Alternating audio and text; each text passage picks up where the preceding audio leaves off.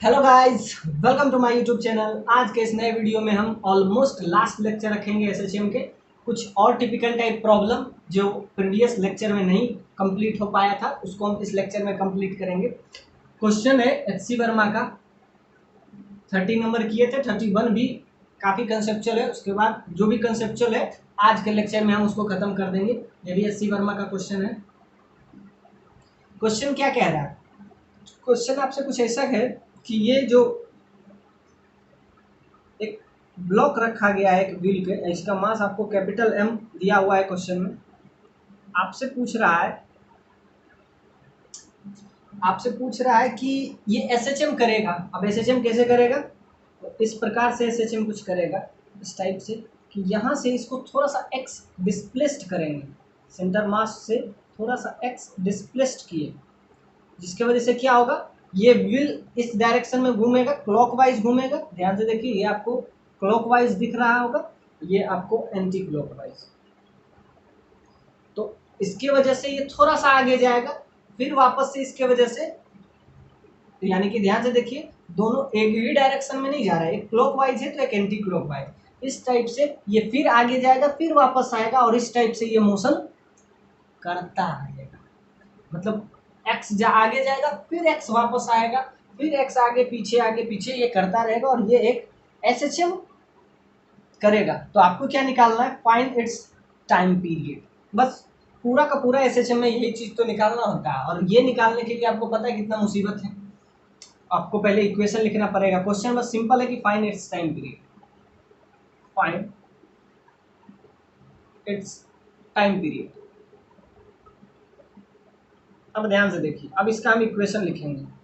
अब ध्यान से देखिए, इसका हम इक्वेशन अगर लिखेंगे तो क्या होगा, इस पे कोफिशिएंट ऑफ फ्रिक्शन का वैल्यू आपको म्यू दे दिया है। कोफिशिएंट ऑफ फ्रिक्शन का वैल्यू आपको म्यू दे दिया है। आपको क्या निकालना है? आपको निकालना है टाइम पीरियड। अब ध्यान से देखते हैं, इसमें हम इक्वेशन लिखेंगे। अब ध्यान से देखिए, जब ये इस डायरेक्शन में घूमेगा, ये एंटी क्लॉकवाइज घूमेगा, तो फ्रिक्शन इस पे किस डायरेक्शन में लगेगा? जिधर मोशन होता है उसके अपोजिट। तो मोशन इस डायरेक्शन में हो रहा है तो फ्रिक्शन इसका इस डायरेक्शन में। इसको ले लेते हैं R1। अब जब ये इधर घूमेगा तो फ्रिक्शन इस पे लगेगा R2। तो ध्यान से इसके वजह से, ध्यान से देखिए, जिस जिस भी डायरेक्शन में ये घूमेगा उसके अपोजिट हमेशा फ्रिक्शन लगता है। और ध्यान से देखिए, नीचे लगने वाला बाद ये R1 R2 जो है यहाँ का नॉर्मल समझ लीजिए। फ्रिक्शन को F1 ले लेते हैं, इसके वजह से फ्रिक्शन F1 लगेगा, और इस डायरेक्शन में है तो इसके अपोजिट में लगेगा, एग्जैक्टली इसको F2 दे लेते हैं। और ध्यान से देखिए, इस पे रखा है कांटेक्ट फोर्स लगेगा। फ्री बॉडी डायग्राम अगर बनाइएगा तो इस पे लगेगा, तो N1 लगेगा, इस पे लगेगा तो N2 normal force, contact force, इस टाइप से लगेगा। अब क्या निकालना है आपको? आपको निकालना है टाइम टाइम पीरियड। मतलब कि पूरा का पूरा इसमें थोड़ा सा कंसेप्ट लगाएंगे हम रोटेशन का भी, और इसके बाद आई होप हम रोटेशन देखें या ग्रेविटेशन। नेक्स्ट चैप्टर या तो रोटेशन होगा या तो ग्रेविटेशन। अब ध्यान से देखिए, कोफिशिएंट ऑफ फ्रिक्शन आपको म्यू दिया हुआ है, और इसका हम फ्री बॉडी डायग्राम निकाल लिए कि ये इस डायरेक्शन में घूमेगा तो इस पे फ्रिक्शन पीछे की तरफ लगेगा, ये इस डायरेक्शन में घूमेगा तो इस पे भी फ्रिक्शन पीछे के डायरेक्शन में लगेगा, और ये नॉर्मल फोर्स इस पे ऊपर लगेगा। हमेशा कांटेक्ट फोर्स से नॉर्मल फोर्स जो ऊपर लगेगा इस पे ऊपर लगेगा।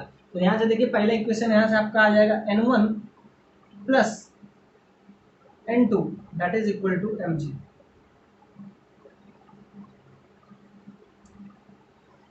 ये आपका आ गया इक्वेशन फर्स्ट। क्या? जितना ऊपर फोर्स उतना नीचे फोर्स, तो ऊपर लगने वाला दो फोर्स है N1 और N2, और नीचे लगने वाला फोर्स नीचे लगेगा mg, इधर है तो ग्रेविटी के कारण इधर फोर्स लगेगा आपका mg। तो दोनों आपस में बराबर है। लिखिएगा eight equilibrium position, eight equilibrium position equilibrium position पे क्या होगा, ऊपर लगने वाला फोर्स नीचे लगने वाले फोर्स के बराबर होगा। अब ध्यान से देखिए क्या होगा, N1 की वजह से N2 क्या चाहेगा, N2 चाहेगा कि ये इस डायरेक्शन में रोटेट करे। अब हम निकालेंगे torque, torque at the point. अब ध्यान से देखिए टॉर्क अगर हम इस पॉइंट पे ले, किस पॉइंट पे ले रहे हैं, यहाँ से, तो ये वाला लेंथ टोटल L है, तो ये इतना लेंथ, इसका आधा लेंथ कितना हो जाएगा, इसका आधा लेंथ हो जाएगा L/2, ये आपको पता है। तो ये x है, तो इस पॉइंट पे हम टॉर्क निकालेंगे, इस पॉइंट पे, इस पॉइंट को O दे देते हैं, इसको हम दे देते हैं P, तो निकालेंगे टॉर्क एट पॉइंट। टॉर्क जब भी निकालते हैं तो किसी पॉइंट के अबाउट निकालते हैं, तो P पॉइंट के थ्रू हम निकाल रहे हैं टॉर्क, O पॉइंट के अबाउट नहीं, P पॉइंट के अबाउट। तो क्या निकालेंगे, नेट टॉर्क निकालेंगे, और नेट टॉर्क किसी भी पॉइंट पे निकालिए तो क्या होता है, 0 होता है। तो इस पॉइंट, तो ये क्या चाहेगा, N1 चाहेगा इसको इस डायरेक्शन में मूव कराए, यानी कि एंटी क्लॉकवाइज। N2 चाहेगा क्या, इसको इस डायरेक्शन में क्लॉकवाइज, तो एक दूसरे के अपोजिट टॉर्क है। तो ध्यान से देखिए इसके द्वारा टॉर्क लगेगा N1, N2, N2 चाहेगा कि ये किस डायरेक्शन में जाए, ऊपर जाए, यानी एंटी क्लॉकवाइज। N2 डिस्टेंस कितना हो जाएगा, L/2 माइनस x, और इसका लग जाएगा N1, इसका डिस्टेंस कितना हो जाएगा, इतना हो जाएगा, इसका आधा हो जाता है L/2 प्लस x। इस पॉइंट पे हम P पॉइंट पे टॉर्क निकाल रहे हैं, इस P पॉइंट पे हमको टॉर्क निकालना है, तो क्या हो जाएगा, L/2 प्लस इतना। इस पॉइंट पे टॉर्क निकालते तो परपेंडिकुलर डिस्टेंस हमको निकालना पड़ता है, तो N1 into L/2 plus x, ये आ गया आपका। अब ध्यान से देखिए आपको क्या निकालना है, अब इसको थोड़ा सा इजी कीजिए। एक इक्वेशन यहाँ से आ गया, एक इक्वेशन यहाँ से आ गया। जब इक्वेशन आ गया तो क्या वैल्यू आप पुट कर दीजिए। नॉर्मल क्या होता है किसी का, नॉर्मल म्यू mg के बराबर होता है। सिंपल सा बात है, ऊपर वाला फोर्स नीचे वाले फोर्स के बराबर होता है, तो नॉर्मल होता है म्यू n, हमेशा याद रखिएगा। फ्रिक्शन फोर्स जो होता है म्यू n के बराबर होता है। अब ध्यान से देखिए, आप ये पूछिएगा कि F1 और F2 के द्वारा क्यों 0 हम ले लिए, हमको नेट टॉर्क निकालना है, तो माइनस साइन लगा दिए, प्लस F1 लग तो रहा है, लेकिन इसको अगर पीछे आप एक्सटेंड कीजिए, ये कहीं ना कहीं P से ही पार कर रहा है, इसको भी कहीं ना कहीं पीछे से एक्सटेंड कीजिएगा तो कहीं कहीं तो यहाँ पे F1 परपेंडिकुलर डिस्टेंस इसके केस में क्या हो जाता है, 0। एग्जैक्टली F2 के द्वारा भी फोर्स लग रहा है, लेकिन परपेंडिकुलर, इसको पीछे एक्सटेंड कीजिएगा तो कहीं ना कहीं इस पॉइंट से होके आपको ये क्या गुजरते हुए पाएंगे आप। तो जब भी आप किसी भी पॉइंट पे टॉर्क निकालें और उसको आगे पीछे एक्सटेंड करने पे अगर वो उसी पॉइंट से होके जाए तो उसका टॉर्क 0 होता है। 0 इसलिए होता है क्योंकि उसका परपेंडिकुलर डिस्टेंस, ये डिस्टेंस 0 के वजह से F2 into 0 that is equal to 0।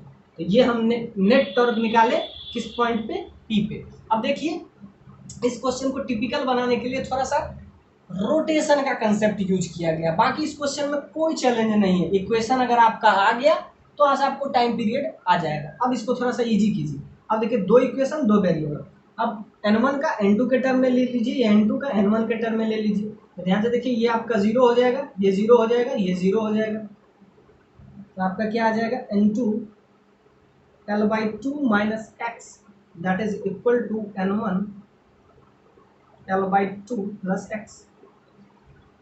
अब यहाँ से वैल्यू इसके टर्म में लिख देते हैं, N2 का N1 के टर्म में, एक ही वेरिएबल आ जाएगा, तो क्या हो जाएगा, N2 का लिख सकते हैं mg माइनस N1, ये है आपका L/2 माइनस x, ये आपका है N1 L/2 प्लस x। अब इसको थोड़ा सा इजी कर लीजिए। अब कुछ नहीं रहा, आप समझिए कि मैथ्स का एक क्वेश्चन है। अब यहाँ से अगर आप एक चीज़ निकाल लीजिएगा n1 निकाल लीजिएगा और n2 निकाल लीजिएगा। दो इक्वेशन, दो वेरिएबल है, यहाँ n1 n2, तो n1 n2 जब निकलेगा तो आपका क्या निकल जाएगा, f1 निकल जाएगा और क्या निकल जाएगा, f2। अब ध्यान से देखिएगा कि फ्रिक्शन में बड़ा कौन सा है। अब ध्यान से देखिएगा, आगे पीछे किसी की वजह से हो रहा है तो इसमें कुछ ना कुछ तो एक्सेलरेशन होगा, जिसको कहते हैं जिस एक्सेलरेशन के वजह से ये एसएचएम कर रहा है। तो क्या ध्यान से देखिए, यहाँ से n1 n2 आ गया। अब ध्यान से, ये आप पूरा का पूरा मैथ का क्वेश्चन बन गया। अब इसमें फिजिक्स का कुछ भी कंसेप्ट नहीं है, आप फिजिक्स का ही इतना ही दूर यूज कर सकते हैं। अब इसको थोड़ा सा ईजी कीजिए। अब इसको अगर हम राइट साइड ले लें तो क्या आ जाएगा, mg into L/2,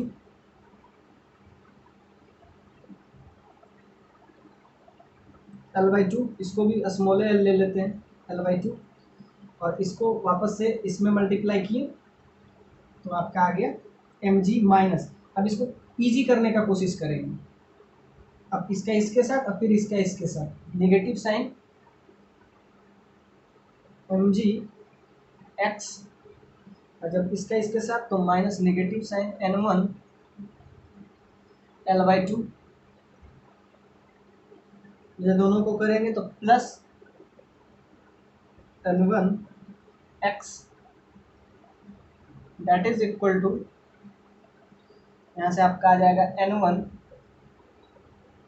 L/2 plus n1 x।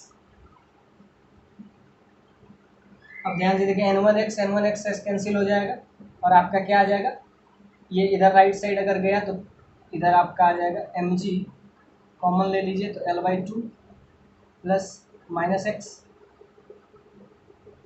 mg minus x, और ये इधर हो जाएगा 2 टाइम्स, तो यहाँ से हो जाएगा n1 L, तो यहाँ से n1 का वैल्यू आपका आ जाएगा mg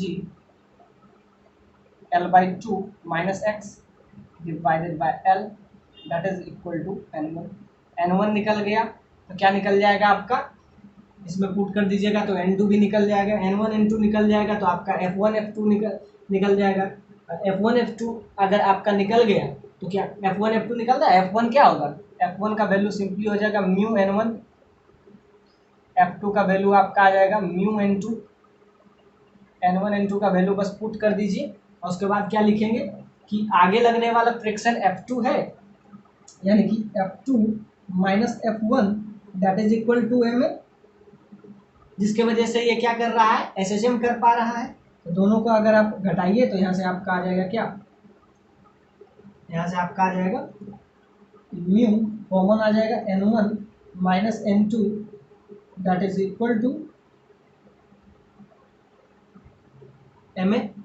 यहाँ से n1 n2 का वैल्यू यहाँ से पुट कर दीजिएगा तो यहाँ से आपका क्या आ जाएगा, एक्सेलरेशन आ जाएगा, और एक्सेलरेशन आ जाएगा तो क्या आ जाएगा आपका, वहाँ से ओमेगा निकल जाएगा, टाइम पीरियड निकल जाएगा। बस अब ये आ गया, यहाँ से आप n1 का वैल्यू इसमें पुट कर दीजिए तो ऑफकोर्स आपका n2 भी आ जाएगा। देखिए n1 का वैल्यू क्या आ गया, mg, n1 का वैल्यू, इसको अगर थोड़ा सा इजी कीजिएगा तो n1 का वैल्यू आपका आ जाएगा that is equal to mg into 1/2 minus x/L।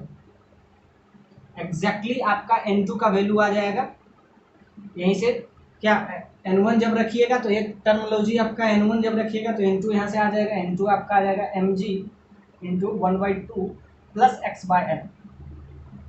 n1 आ गया, n2 आ गया, उसके बाद क्या लगा सकते हैं कि देखिए एक फोर्स आगे इसको ले जा रहा है, एक फोर्स इसको अपोज कर रहा है, तो f1 माइनस f2 जिसके वजह से ये एसएचएम हो रहा है, तो f1 minus f2 that is equal to ma। m क्या, ब्लॉक का मास, तो ma, तो यहाँ से आपका एक चीज बन जाएगा, आपको n1 n2 बस पुट कर दीजिएगा तो आपका यहाँ से एक्सेलरेशन आ जाता है, और एक्सेलरेशन आपको पता है एक्सेलरेशन क्या होता है, ओमेगा स्क्वायर इंटू एक्स। तो एक्सेलरेशन का वैल्यू आपका ये आ गया, ये किसके बराबर होता है, ओमेगा स्क्वायर इंटू एक्स, तो ओमेगा का वैल्यू यहाँ से आ गया, ओमेगा का वैल्यू आ गया तो 2 पाई अपॉन ओमेगा, ओमेगा यहाँ से आ जाएगा आपका L/2 म्यू जी, ये आपका आ गया इस टाइम पीरियड, इस मोशन का टाइम पीरियड। तो ध्यान से देखिए बाद में ये क्या हो गया, पूरा मैथ्स का क्वेश्चन बन गया। N1 निकल गया, N1 N2 निकल गया, उसके बाद F1 माइनस F2 निकल गया। ये बहुत ही कंसेप्चुअल क्वेश्चन है, आपसे कोई डायरेक्टली आपको टाइम पीरियड नहीं पूछेगा कि बताइए टाइम पीरियड इसका क्या है, सब कुछ दिया रहे, कुछ भी दिया नहीं रहेगा, आपको हर चीज निकालना होगा, N1 N2 F1 F2, उसके बाद एक्सेलरेशन, एक्सेलरेशन से ओमेगा, ओमेगा से फिर टाइम पीरियड, इतना सारा मेहनत आपसे एक ही क्वेश्चन में करवाना चाहता है।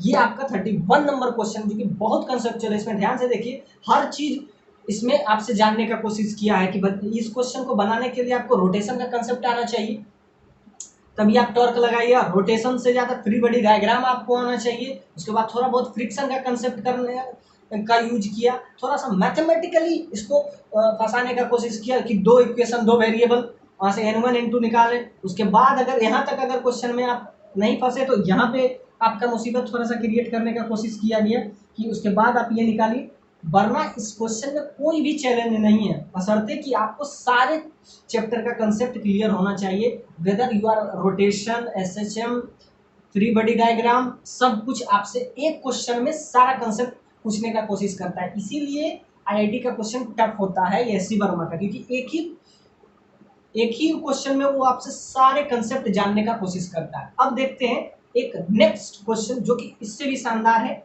मतलब ये चीज बहुत शानदार है कि देखिए SHM कैसे कर रहा है, आपको हर चीज इसका समझना पड़ेगा। N1 N2 का वैल्यू पुट कर दीजिए, बाकी आपका ये आ जाएगा। बहुत ही शानदार क्वेश्चन है, 31 number problem. Move on the next question, हो सकता है यहाँ नीचे ना दिख रहा हो।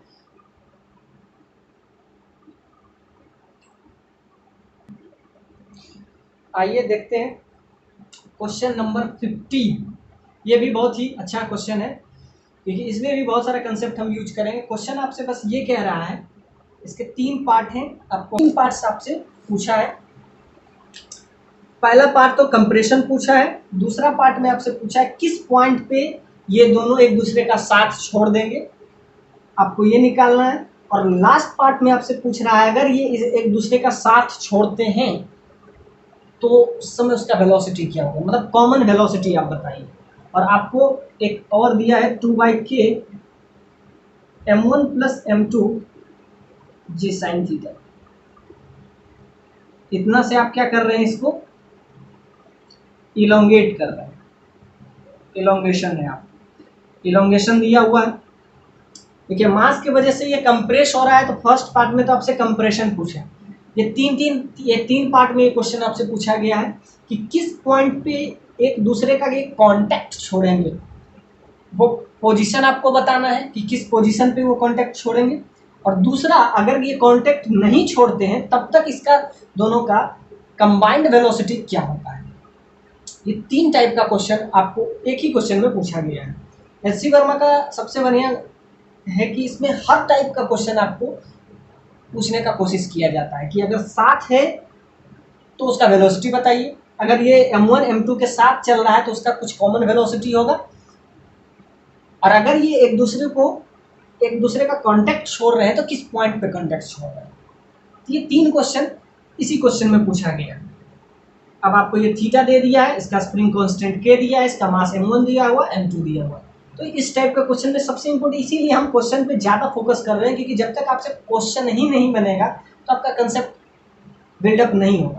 तो उसके लिए आपको बहुत सारे क्वेश्चन, मैं कोशिश करता हूँ कि सारे SC वर्मा का क्वेश्चन एक एक करके हम डील करें, उतना तो हो नहीं पाएगा, लेकिन जो आपको कंसेप्चुअली बहुत स्ट्रॉन्ग क्वेश्चन है उसको हम जरूर लाएंगे। तो ये क्वेश्चन भी उसी टाइप का है। पहला आप ध्यान से देखिए, फर्स्ट कंप्रेशन। अब ध्यान से देखिए, इंक्लाइंड प्लेन यूज किया गया है, तो इसमें थोड़ा सा इंक्लाइंड प्लेन का भी कंसेप्ट यूज करेंगे हम। अब आपको पता है कि mg जो लगता है इधर लगेगा, कितना लगेगा, M1 प्लस M2 इंटू जी। अब ध्यान से देखिए, इधर और इसके साथ एंगल क्या बनाएगा, ये थीटा बनाएगा। तो ध्यान देखिए कि M1 प्लस M2 का ये इधर कॉस कंपोनेंट और इधर क्या हो जाएगा, साइन कंपोनेंट, यानी इधर इस पॉइंट पे क्या लगेगा, M1 plus M2 g sine theta. Actually sorry, इधर कॉस थीटा, क्योंकि जिधर एंगल बना है वो कॉस थीटा होता है। ये आपका कॉस थीटा है। एग्जैक्टली इधर क्या बनाएगा, m1 plus m2 g sine theta. First part आपसे कह रहा है कि ये कंप्रेस करेगा, कॉस कंप्रेस करेगा। जब इसको फ्री फॉल में आप रखिएगा तो ये कंप्रेस करेगा, क्यों, मास के वजह से इधर एक फोर्स लग रहा है। वो कौन सा फोर्स है, m1 plus m2 g sine theta. इसको इधर अट्रैक्ट करेगा और इसको इस डायरेक्शन में, इसके अपोजिट डायरेक्शन में, इस डायरेक्शन में फोर्स कौन लगाएगा, स्प्रिंग लगाएगा। स्प्रिंग चाहेगा कि वो हमेशा अपना नेचुरल पोजीशन को ही एक्वायर करे। तो ध्यान से देखिए, फर्स्ट पार्ट तो आपसे बस ये बोल रहा है कि find the compression in spring at equilibrium position. तो at equilibrium position, equilibrium position क्या होगा, इक्विलिब्रियम पोजीशन पे इधर तो फोर्स लगेगा, कौन सा फोर्स लगेगा, m1 plus m2 g sine theta, और इसके अपोजिट में लगेगा आपको फोर्स ऑफ स्प्रिंग Fs। उसको हम यूज किए हैं। स्प्रिंग फोर्स क्या चाहता है कि ऊपर जाए, लेकिन मास के वजह से ये नीचे एक फोर्स लगाता है, वो ये लगा रहा है। तो ध्यान से देखिए, अब ऐसा एक टाइम आएगा कि दोनों बैलेंस होगा, ऊपर लगने वाला फोर्स नीचे वाला लगने वाले फोर्स के बराबर हो जाएगा, तब उस पोजीशन को ही हम नाम देते हैं इक्विलिब्रियम पोजीशन। तो एक पॉइंट पे आके बैलेंस हो जाएगा, तो उस पॉइंट पे क्या होगा कि ये ऊपर लगने वाला फोर्स और नीचे लगने वाला फोर्स बैलेंस हो जाएंगे। तो उस पॉइंट पे क्या हो जाएगा, नीचे लगने वाला फोर्स क्या है, m1 plus m2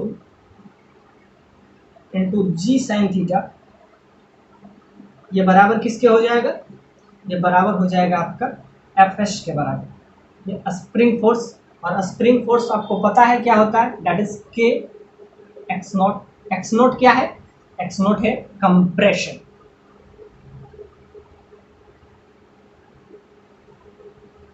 compression in spring. तो क्या होगा, आपको यहां से एक्स नोट का वैल्यू आ जाएगा, सिंपली एक्स नोट क्या आ जाएगा, Fs। तो एक्स नोट आ जाएगा, k इधर डिवाइड में आ जाएगा, तो क्या आ जाएगा आपका m1 plus m2 g sine theta divided by k। ये आ गया आपका कंप्रेशन। ये फर्स्ट पार्ट यही आपसे पूछा है कि कंप्रेशन एट इक्विलिब्रियम पोजीशन। अब आइए इसका सेकेंड पार्ट पे। सेकेंड पार्ट क्या कह रहा है, सेकेंड पार्ट कह रहा है कि इसको हम इतना से इलोंगेट करेंगे। इस सेकेंड पार्ट और थर्ड पार्ट काफ़ी इंटरेस्टिंग है। इंटरेस्टिंग इन द सेंस कि ये आपसे इतना इलोंगेशन करवा रहा है। अब ध्यान से देखिए, इस पोजीशन पे इलोंगेशन करवाएगा, और हम बहुत ज़्यादा इलोंगेशन करेंगे तो एक ऐसा पोजीशन आएगा कि ये बाहर निकल जाए, स्लिप करते हुए बाहर भी निकल जाए। ज़्यादा से इलोंगेट अगर हम करिए तो सिंपल सा बात है, ये इसमें अटैच्ड है, इसको हम खींचेंगे, और कितना से खींचेंगे, इलोंगेशन हमारा दिया हुआ है, इतना से हम इलोंगेट करेंगे। तो इसमें क्या होगा, किस पोजीशन पे ये आपस में स्लिप करेगा, एक दूसरे का कांटेक्ट छोड़ेगा। यानी कि पहला जो ये है m1 और m2 एक दूसरे का कांटेक्ट छोड़ेगा। अब ध्यान से देखिए, इतना इलोंगेशन है। अब इसमें दो चीज आप लिख सकते हैं, एक तो एक पॉइंट ये x1 है। अब जब ये इलोंगेट मतलब एक दूसरे का कांटेक्ट छोड़ेगा, यानी m1 m2 से अलग होगा, तो कांटेक्ट जब छोड़ेगा तो कुछ ऐसा पोजीशन बनेगा, ऐसे m1 रहेगा, अब थोड़ा सा इसके राइट साइड में m2 रहेगा।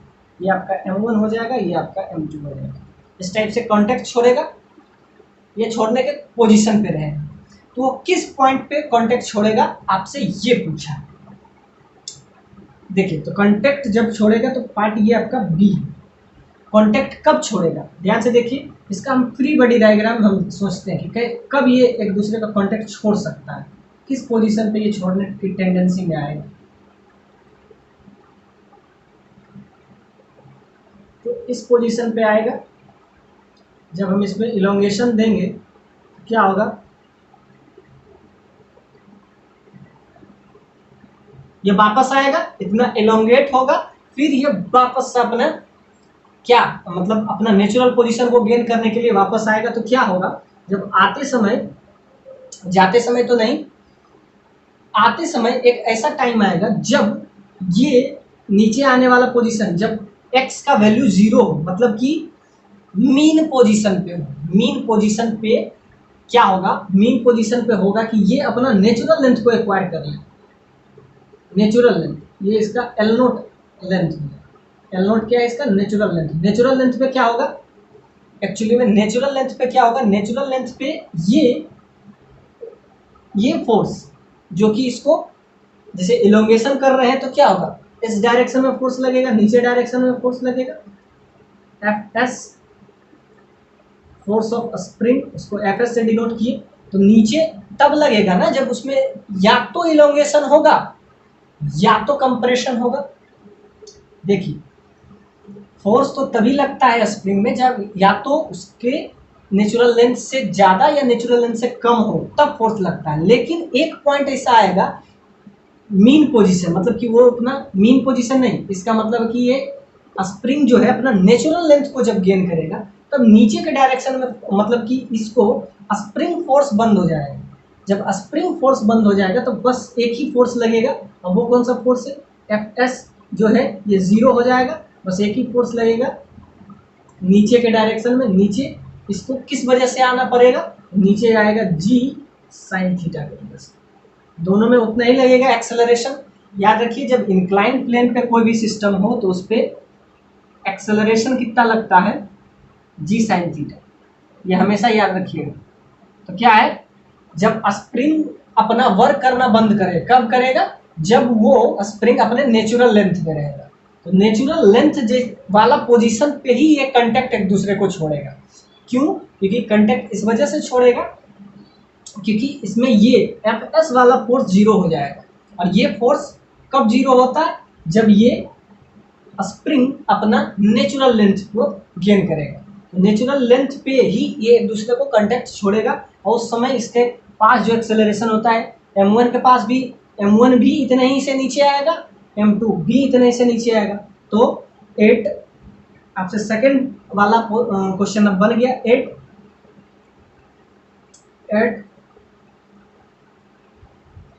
natural length of a spring at natural length of a spring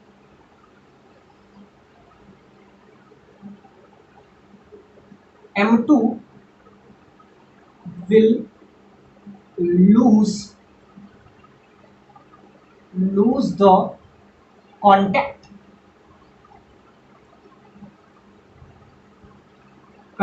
with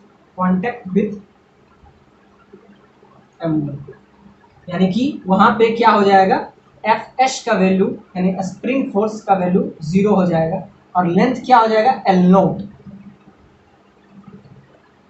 तो ध्यान से देखिए उस पोजीशन को हम, let's this position is x, उस पोजीशन को हम x2 ले लेते हैं। अब हमको वो पोजीशन भी निकालना है। अभी तो हमको बस इतना पता चला कि वो नेचुरल लेंथ पे होगा। क्वेश्चन इतना सिंपल नहीं है। क्वेश्चन में अब ये भी बताएगा कि वो पोजीशन कितने डिस्टेंस पे है, ये आपको बताना है। अब ध्यान से देखिए, अब आपको क्या निकालना है कि उस पोजीशन को बताइए कि जिस पोजीशन पे ये आके 0 है। तो समझिए कि वो पोजीशन हम ले लिए, let's this position is x2। अब आपको x2 निकालना पड़ेगा। तो x2 निकालने के लिए क्या करेंगे, तो बताए हैं कि जी साइन थीटा उस समय एक्सेलरेशन होता है। कोई भी इंक्लाइंड प्लेन पे उसका जो टुवर्ड्स द इंक्लाइनेशन, इसका जो होता है जी साइन थीटा। ये मूव कब उस समय करेगा, जी साइन थीटा से। अब देखिए, अब हम इसको यूज करेंगे जी साइन थीटा को, यानी कि उस समय जो अगर होगा, जिस समय पे ये नेचुरल लेंथ पे रहेगा, तब इसके पास जो एक्सेलरेशन होगा वो क्या होगा, जी साइन थीटा। इसके वजह से नीचे आएगा। और आपको एक्सेलरेशन एसएचएम का पता होगा। लेट्स देखिए M1 M2 के अलग अलग रहेंगे, तो ध्यान से देखिए, यहां से आप लिख सकते हैं किसी का भी एक्सेलरेशन, क्योंकि दोनों का एक्सेलरेशन सेम ही होगा। तो यहाँ से आप निकाल सकते हैं m1 या m2 किसी का भी ले ले। m1 यहाँ से m1 इधर एक्सेलरेशन है तो इधर भी इधर फोर्स लग रहा है तो इधर भी फोर्स हम लगाएंगे। तो क्या होता है, तो याद रखिए इन SHM आपको फोर्स लगता है m ओमेगा स्क्वायर x। ये है आपका, इसको कहते हैं F। इस फोर्स को क्या कहते हैं, इस फोर्स को कहते हैं आपको स्प्रिंग फोर्स। उस पोजीशन पे ये लगाएगा जिस पोजीशन पे ऑलमोस्ट इसका वैल्यू इसके बराबर हो जाए। तो अब हम निकालेंगे कि जी साइन थीटा का value almost m omega square के बराबर हो जाए। हम ये चाहते हैं कि कांटेक्ट छोड़े, तो कांटेक्ट छोड़ने से जस्ट पहले देखेंगे कि उसका क्या एक्सेलरेशन क्या होता है। तो SHM में एक्सेलरेशन का फॉर्मूला यही होता है m omega square into x. अब ध्यान से देखिए m ओमेगा स्क्वायर, तो m1 है तो इधर m1, इसको हम ले लिए हैं x2। यहाँ से देखिए m1 से m1 कैंसिल, बैलेंस कर लेंगे, m1 से m1 कैंसिल। यहाँ से आपका आ जाएगा g sine theta by omega square that is equal to x2। यानी वो पोजीशन आपसे अगर पूछे तो क्या किए, g साइन थीटा को डायरेक्ट m ओमेगा स्क्वायर से क्या कर दिए, इक्वेट कर दिए। अब देखिए ओमेगा क्या होता है, आपको पता है ओमेगा क्या होता है। ओमेगा हमेशा होता है √k bye m1 plus m2। इस केस में m1 प्लस m2। देखिए हम देख रहे हैं कि वो कांटेक्ट लूज करे, तो लूज करने के सेंस में हम हमेशा उससे पहले हम सोचते हैं कि दोनों साथ थे तभी तो लूज करेगा। तो ओमेगा का वैल्यू जब अब इसमें पुट कर देंगे, ओमेगा आपको पता है ओमेगा क्या होता है, k बाय m। m क्या है, m1 प्लस m2। सिंपल सा बात है, ओमेगा का वैल्यू क्या होता है, √k बाय m। m है यहाँ पे m1 प्लस m2। अब ओमेगा का वैल्यू रख दीजिए तो आपको ये पता चलेगा कि किस पॉइंट पे एक दूसरे का ये कांटेक्ट छोड़ेंगे। तो आपका क्या आ जाएगा, यहाँ से क्या लिए थे, m1 g sine theta that is equal to m omega square x2। ये x2 पोजीशन पे क्या होगा, ऐसा करेगा। अब ध्यान से देखिए, अब आपका क्या आ गया, m1 से m1 कैंसिल, ओमेगा का वैल्यू पुट कर दीजिए g साइन थीटा। ओमेगा का जब वैल्यू आप पुट कीजिएगा तो k by capital M plus small m, m1 plus m2 into x2। अब इसको आप यूज कीजिएगा तो यहाँ से आपका x2 का वैल्यू आ जाएगा। तो x2 वो पोजीशन है जहाँ पे m1 m2 को m2 का कांटेक्ट लूज हो जाएगा। सो यहाँ से आप वैल्यू निकाल लीजिए तो आपका आ जाएगा m1 plus m2 g sine theta bye k। ये आपका आ गया x2 का वैल्यू। इस पोजीशन पे आते हुए वो क्या होगा, m1 m2 का कांटेक्ट क्या करेगा, छोड़ देगा। तो ये आपका है इसका बी पार्ट में आपको यही x2 का वैल्यू पूछा है। अब ध्यान से देखिए, अब इसका सी पार्ट शुरू होगा जो कि इससे भी इंटरेस्टिंग है। ये क्वेश्चन इसीलिए हम ढूंढ के लाते हैं कि एक क्वेश्चन में आपका सारे कंसेप्ट क्लियर हो जाए। तो ये आ गया x2 एट पोजीशन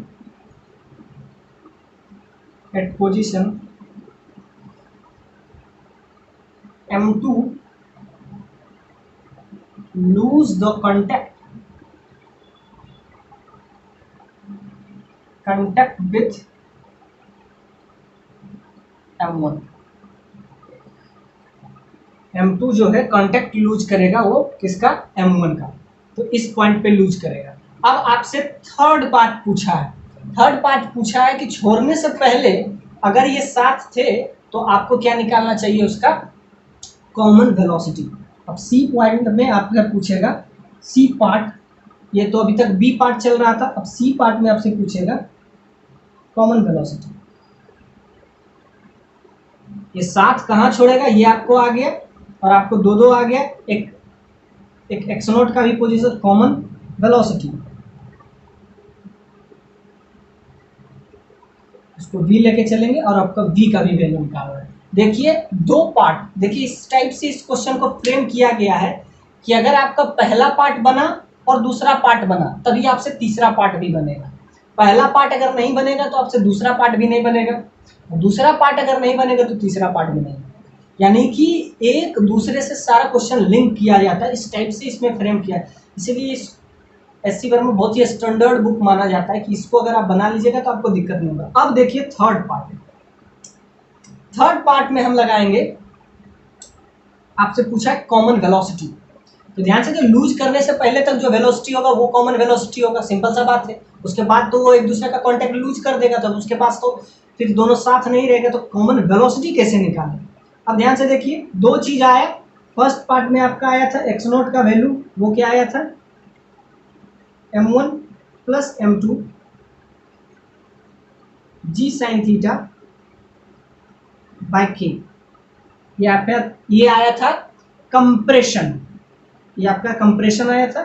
और दूसरा में आया कि इस पॉइंट पे ये अपना कंडक्ट लूज करेगा, तो m1 plus m2 g sine theta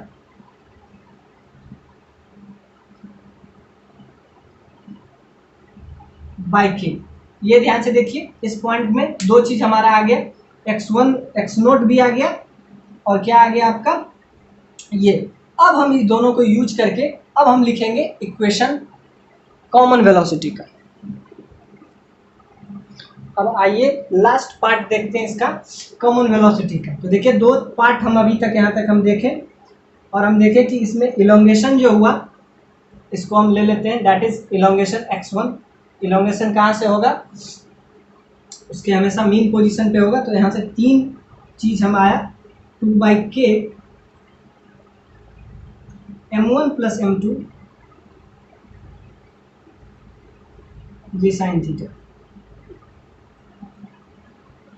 अब देखते हैं पार्ट थर्ड जो कहता है कि कॉमन वेलोसिटी।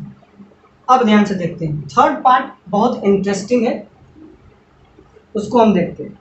थर्ड पार्ट का पोजीशन क्या होगा कि मतलब हमको कॉमन साथ में वेलोसिटी होगा। देखिए सिंपल सा बात है, इसको एक और फिगर से आप ध्यान से समझिए कि ये पे कुछ ऐसा बनाएगा,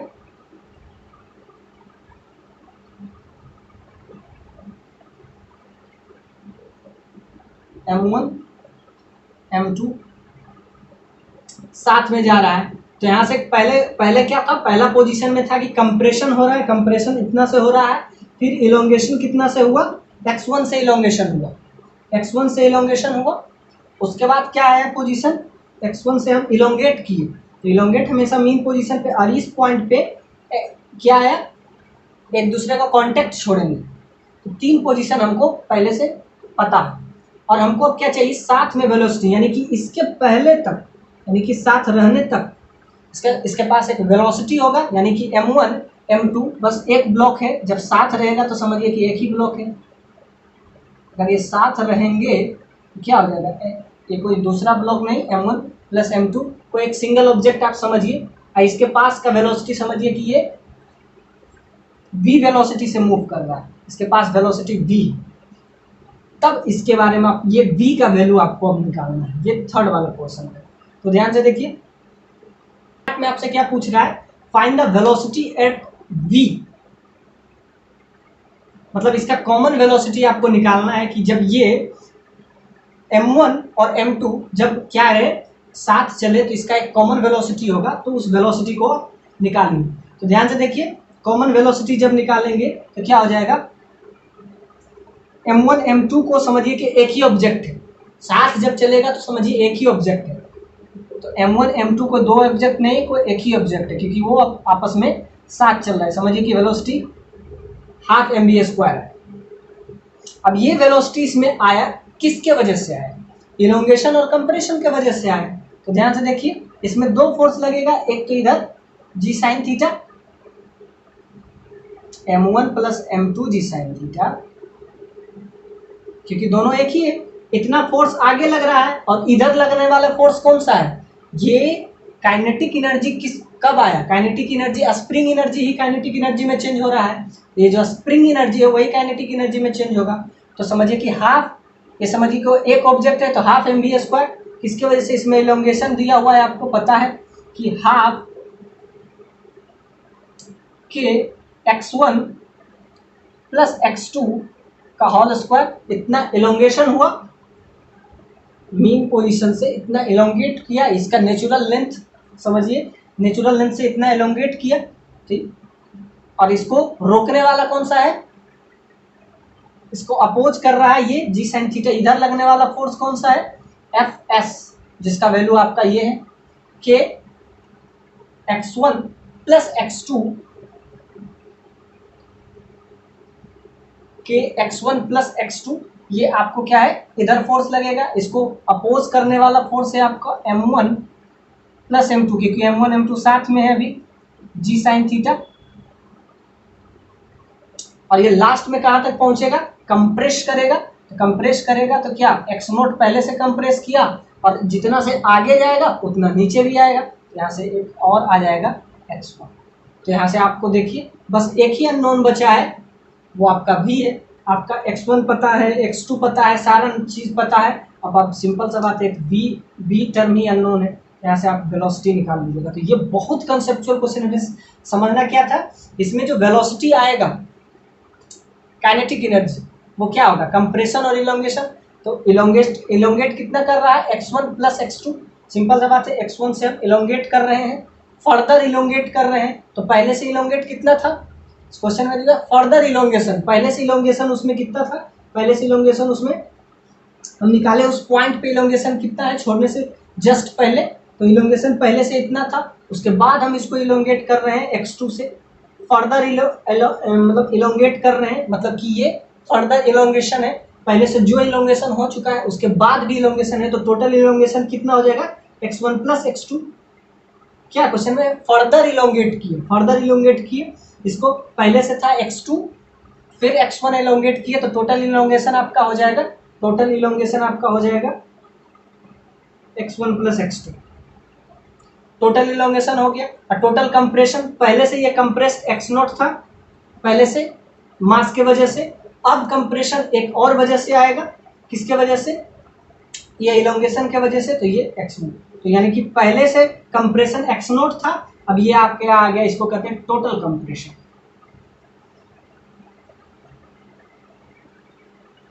टोटल कंप्रेशन और टोटल इलोंगेशन क्या है, ये तो हम लास्ट बी पार्ट से नहीं इतना हम इलोंगेट किए हैं, तो पहले भी तो कंप्रेस था, या पहले भी तो कुछ इलोंगेट होगा, सिंपल सा बात है, पहले भी इलोंगेट होगा या पहले भी कंप्रेस होगा। तो पहले जो सिंपल सा बात है, कंप्रेस जो था वो x नोट था, अब इसके वजह से क्या हो जाएगा, x नोट पहले से कंप्रेस था और इसके वजह से हो जाएगा x1 प्लस x नोट, और टोटल इलोंगेशन क्या होगा, पहले से कितना से इलोंगेट था, x2 से, x2 वाले पोजीशन पे एक दूसरे का कांटेक्ट छोड़ देगा ना, उसके पहले तक ही हमको चाहिए, तो पहले से इलोंगेट कितना था, x2, और x1 तो हम बाद में इलोंगेट किए हैं पार्ट बी से, तो टोटल इलोंगेशन पता है, कंप्रेशन पता है, बस आप पुट कर दीजिए x1 x2, आपको सारा वैल्यू पता है, अब बी आपको निकल जाएगा। ये बहुत ही बढ़िया क्वेश्चन था।